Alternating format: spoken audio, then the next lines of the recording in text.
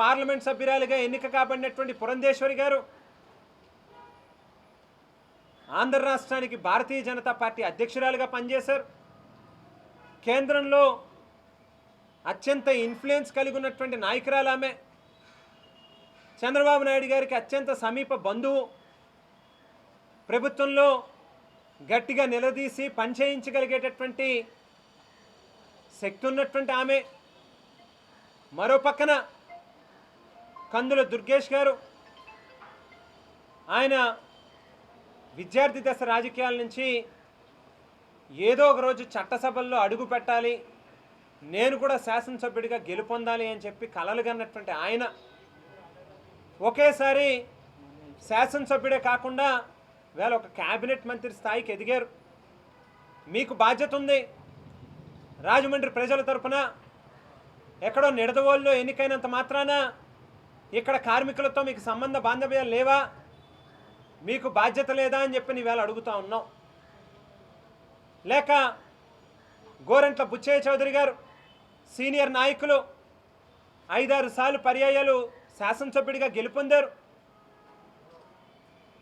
ఏదో సినిమాలో డైలాగులు చెప్పినట్టుగా ఓ మాజీ ముఖ్యమంత్రిని పట్టుకుని పొడుస్తాను నరుకుతాను అని చెప్పి మాట్లాడే పెద్ద మనిషి అంత పొడిచే వ్యక్తి అయితే గనక మీరేం ఊడబొడుస్తారో కార్మికుల తరపున ఊడబొడిచి వాళ్ళకి న్యాయం చేసేటట్టుగా చూపించండి.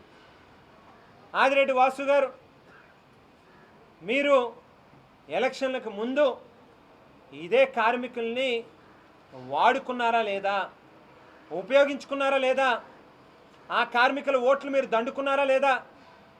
ఈవేళ సంవత్సరం అయింది మీరు ఎన్నిక కాబడి ఏం చేస్తూ ఉన్నారు అని చెప్పి మిమ్మల్ని ప్రశ్నిస్తూ ఉన్నాం. ఈవేళ ఒక్కటే అనుమానం వ్యక్తం అవుతూ ఉంది.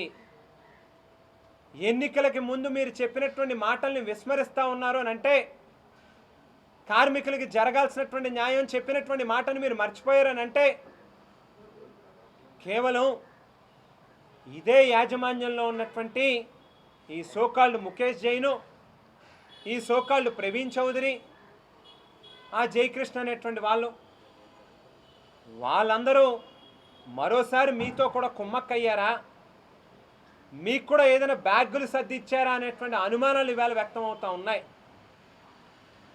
మరి కానప్పుడు సంవత్సరం కాలం ఇవాళ పైన కేంద్రంలో రాష్ట్రంలో అన్ని స్థాయిల్లోని మీరే అధికారంలో ఉన్నారు కదా, మీ మధ్యలో ఏమి అంతర్గత విభేదాలు లేవు కదా. ఆవేళ మేమంటే మా కర్మ కొద్దీ మా పార్టీలో ఉన్నటువంటి అంతర్గత విభేదాలే కార్మికులకి శాపంగా పాపంగా మారింది. ఆవేళ వాళ్ళ సమస్యలు పరిష్కరించలేకపోయాం. ఇవాళ మీరు అందరూ కలిసికట్టుగానే ఉన్నారు కదా, నలుగురు కలిపి అనేక వేదికల మీద కనిపిస్తూ ఉన్నారు, మీ నలుగురు మధ్య బాగానే ఉన్నారు కదా. ఎందుకు ప్రభుత్వం మీద యాజమాన్యం మీద ఒత్తిడి తీసుకొచ్చి మెడలు వంచి భారతదేశంలో అంబేద్కర్ గారు రాసినటువంటి చట్టాన్ని అనుసరిస్తూ కార్మికులకి జరగాల్సినటువంటి న్యాయం ఎందుకు జరిపించరు అని చెప్పి ఇవాళ మిమ్మల్ని ప్రశ్నిస్తూ ఉన్నాం. దయచేసి ఊరికినే 4 మాటలు చెప్పి 4 మీటింగులు పెట్టి రేపు జరుగుతుంది ఎల్లుండి జరుగుతుంది అని తాత్సారం చేసేటటువంటి కార్యక్రమాన్ని పక్కన పెట్టండి. తక్షణమే ఇమీడియట్గా యాజమాన్యాన్ని మెడలు వంచైనా సరే, ఎందుకంటే వాళ్ళేం చట్టాలకు అతీతం కాదు, భారతదేశంలో ఉన్నటువంటి కార్మిక చట్టాలని అనుసరించే వాళ్ళు పనిచేయాలి. ఇవాళ వెస్ట్ కోస్ట్ బంగూరులో దాదాపుగా 5 సంవత్సరాలు 6 సంవత్సరాలు పూర్తయింది. వాళ్ళు యాజమాన్యం చేపట్టి వాళ్ళు పేపర్ మిల్ని కొనుగోలు చేసి ఎక్కడా కూడా ఒక్క కార్మికుడికి ఒక్క పైసా కూడా వాళ్ళు బెనిఫిట్ చేయలే. తిరిగి కార్మికుల మీద ఆర్థిక భారాన్ని మోపేటటువంటి కార్యక్రమం చేస్తూ ఉన్నారు.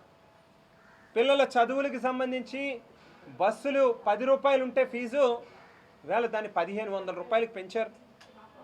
1, 2 కాదు చెప్పుకుంటూ వెళ్తే అనేక రకాలుగా కార్మికులకు అన్యాయం జరుగుతూ ఉంది. పేపర్ మిల్లు వల్ల రాజమండ్రి ప్రజలకు ఏ రకమైనటువంటి లాభం లేదు.